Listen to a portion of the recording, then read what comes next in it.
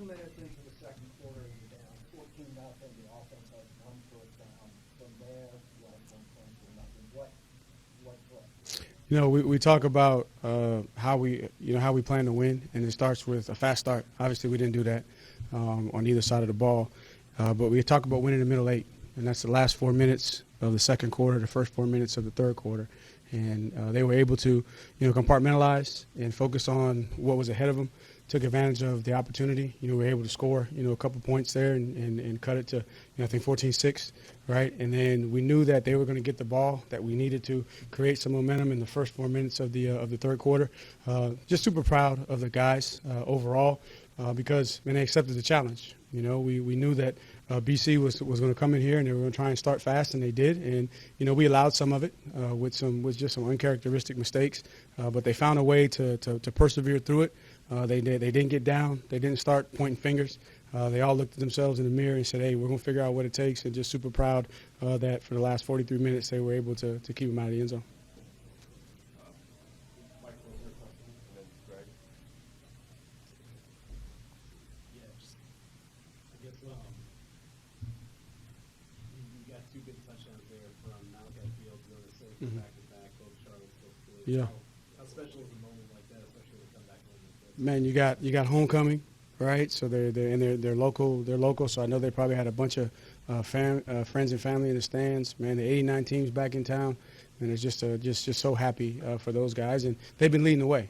So it's not something that we don't expect out of them. We expect Malachi to go make plays. We expect Jonas to make plays, and but Ben Smiley was there to help create the turnover, right? And so just super proud of all those guys for believing in themselves, right? It's a football team that many people on the outside, kind of wrote off at the beginning of the season. And I told these guys, man, we ain't worried about that. We want to prove ourselves right. And these guys believe that they had what it takes to be 2-0 and 4-1 in the league, and just super proud. But nothing out of the ordinary when you're talking about Malachi and Jonas. Man, they've been making plays all year for us. The touchdown from Landry to Malachi, you guys feel like it was a good time for a shot after the turnover and the big run from Hayes, then feel a little slow mess from No slow mesh. We didn't steal any slow mesh from Wake Forest, man. That I don't understand that, so I don't know how to coach that up. But just wanted to be aggressive. We talked about all bye week. We started with recovery. We wanted to recover because we were banged up, and then after we recovered, we wanted to recalibrate, reload, and then we wanted to attack out the gate. And obviously we didn't right out the gate, but they found it and they were able to keep attacking, and so we wanted to be aggressive. See could we capitalize, off of the turnover and generate some momentum. Didn't know it was going to happen, that quickly, but 2 guys hooked up, made a play, and that's what they're capable of at any time. Following the Malachi Fields, their game, but I would say kind of preparation, being back to his quarterback day. How good is having an athlete like that you can have 3 5 years? Hey man, we need every kind of play that we can have in our repertoire to go win games in the ACC. Man, this is a great league, a very competitive league. And I think we're seeing that. Just there's a lot of parity, and so you need everything that you possibly can. And so anytime you can have those type of plays, now you can't make a living, right? You got to run your base offense, base defense to be able to win. But anytime you can strategically find a look, and to be honest with you, when it was called, I was like, oh, this might not be a great look, right? Because they were in man coverage to begin with, right? And we were like, so I was close to calling a timeout. But then when I saw the DB work back, I knew that we had enough protection to get the ball to Malachi for him to get it off. We talked this week about Kobe was trying to do something dirty. He did that and more. He did. Man, just super proud of him because that's who he wants to be, and I think that's who he is. And it took us a little while. Super proud of the guys up front, right? Because we tried to commit to the run game in the first half, and it wasn't producing a ton of success. But we knew that to beat BC, you're gonna have to churn up some clock. Man, that quarterback and that offense on the other sideline is very dangerous. So we needed to be able to run the football to try and control the game. And Kobe got the hot hand, and X had a couple of X type of plays, but he sparked us with a couple of runs. But that's what, and it was good to see Kobe get a couple of explosives too.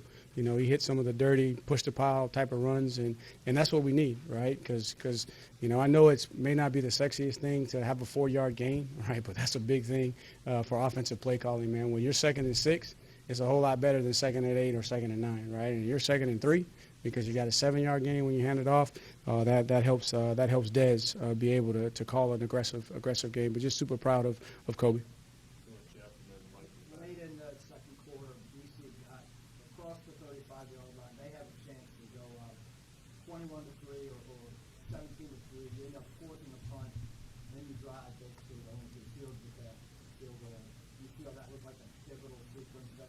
Yeah, I think anytime that they do put themselves in scoring range and they don't come up with points, and you can force them to give the ball back to the offense, and a lot of times in that situation, what you're anticipating is that, if you stop them from scoring, right, and they punt, you're probably going to be backed up. So now you're just trying to get 2 first downs and flip the field so the defense can play complementary football, get a stop, get you the ball back. That's what you're thinking in those situations. But, be able to, we started, and then we had another drive. We started on the -17 and went all the way down to the 2, right? So when you can do that, like you're beating the odds right there, and that creates momentum for our guys, and then the confidence starts to build. And I kind of saw it late in the second quarter, just watching body language, right? I started to see kind of the body language shift. Their body language kind of slowed down a little bit, ours picked up a little bit, and we were able to to keep that momentum even through halftime. Big picture, you won 3 games a year your first 2 years. In a short year. You're already at 4. What does that say about where you've got? I don't know yet. Like I'm trying to get to the end to really. But what I think it shows is that the guys in the locker room are buying into what we're trying to build as a program, and they're learning how to win close games. They're learning how to win 4-quarter games, and so I believe it just shows that the foundation that we laid in those first 2 years is starting to produce some results. But we're far from where we want to be. There's still things that we got to get better at. But you got a locker room and a staff, that believes in each other, and they're willing to go to work every single day because they believe in what we're trying to build, and which is the model program. And we believe that Virginia, at the University of Virginia, man, the standards should be high in everything that we do, on and off the field. Right, there's a lot of room for him to throw. Yeah. In those first 2 quarters. Yeah. The first 11. Yeah. What did you see in the back end that was going to be awesome? Yeah, I felt like we were playing, I wouldn't say timid, but we were giving a little bit too much cushion. And again, we're built to keep everything in front, right? We're not a heavy man team, bump and run team. So we kind of make you earn it. And so early on, it was some of the easy access throws, some of the things that we give up so that we don't give up the big play. And then hopefully the next down, it's a run and we can stop the run and get you in a third down, in medium to third down and long situation. So I think he was taking some of the gifts that were out there, which is a part of our philosophy. But then later in the game, I thought we did a better job of limiting some of those and then forcing him to try to drive the ball down the field from the pocket. You guys off the bench with 8 starter goals for first time, Anthony Britton, Andre. Yeah. Big plays. Man, just super proud of those guys for stepping up. And again, that's a culture that we're trying to build. It's next man up, right? The standard is the standard. It doesn't matter who's in there. And our job as coaches is to help young men develop, and their job is to buy in, to pour in, right, and push themselves to be in a position that when the team counts on them, they're ready to go. So just super proud of those guys. Caleb Harley, played a lot of snaps back there with AC in his knee going down. Shine was down a little bit, so Kempton's in there playing a lot more corner. So just super proud of those guys. Coach, the D throughout the second, third, and fourth quarter, you were making some adjustments, or Coach Rose was making some adjustments. Talk about some of those things, because the pressure wasn't dominant by the Virginia front four, but it was there. Got some sacks. But somehow all of your defenders made adjustments, and it seemed like windows got smaller and smaller.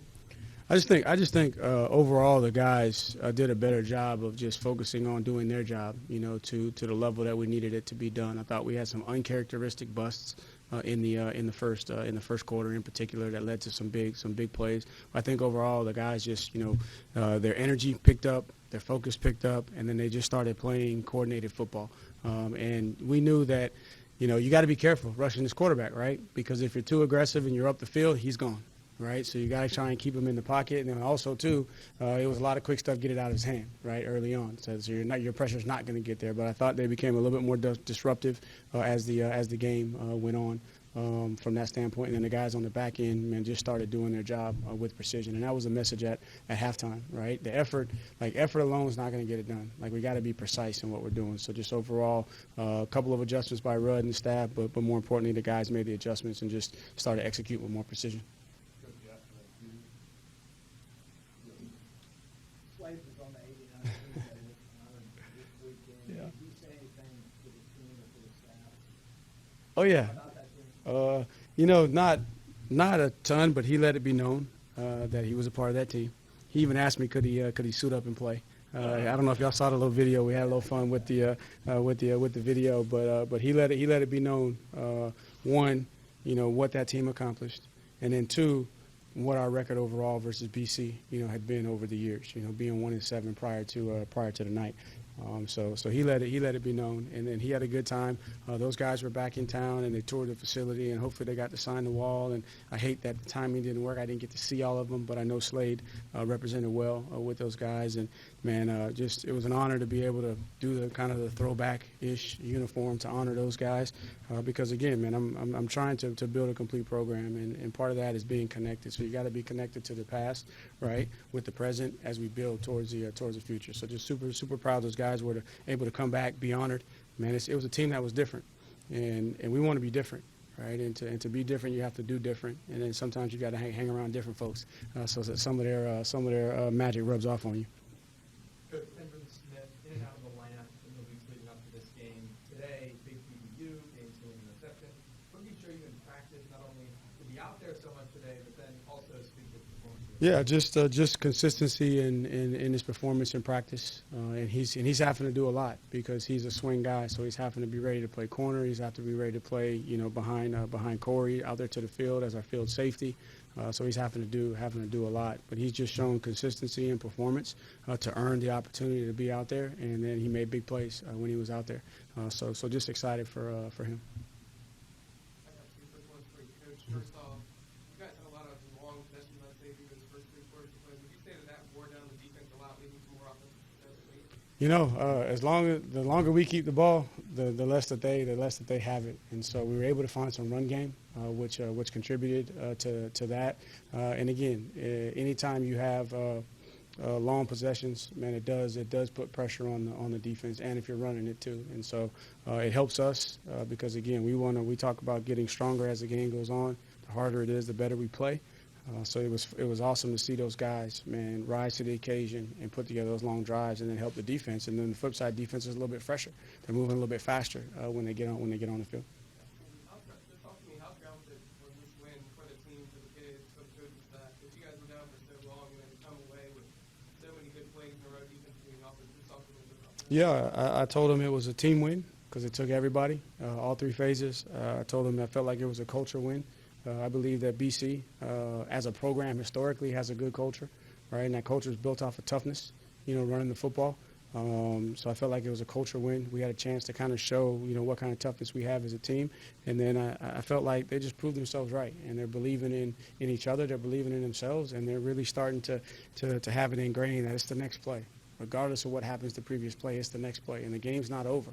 Right, and we believe that at any point, right, we can go make plays, and just they got confirmation today, and that's what I'm happy for those guys.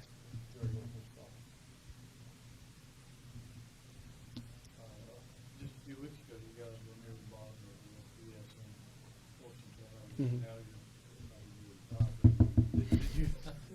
did you guys make a point of emphasis to get more aggressive? Did you say anything to the team? What do you think Yeah, maybe help? So we just talk about it just in terms of the importance of ball security. And I think offensively, the guys have really started to say, you know what, we're going to protect the ball and we're going to protect the quarterback. That is our program. And then defensively, right, we want to take the ball away, right? The objective of defensive football is to not let them cross the goal line and take the ball away. And so we've done the same turnover circuits, that we have. I just think the guys have taken a little bit more ownership, over it. And then we did talk about, statistically, if you want to be a top 25 team, this is where you need to be. Right, and it was after the Maryland game actually because Maryland, I think, was number 1 in the country or number 2 in the country. They had 9 turnovers, within the first 3 games, right? And that's why they've, at that point, have won the games that they won. And so we did talk about it from that standpoint. I wouldn't say we put a bigger emphasis and change things in practice. I think the guys just have taken more ownership of it. All right. Yeah, what you got? Yeah. Seems like this was a breakthrough weekend for him. Yep. Can you just speak to him? Yeah, extremely talented, young man, and coming in this system, there's a lot of pro components. So there's a lot of detail in it, from splits to routes to route conversions, right? We run a lot of the same concepts out of many different formations. So you got to see the big picture. You got to know the entire concept. And man, he put in the work, and he knew that Trail was going to be down for this week, and it was a great opportunity for him to step up. And talent's never been a question for him. It's just a matter of time, right? Because he's still learning, what we're doing, and I felt like it was great for him to have success, and hopefully that's just going to re-energize him to keep working.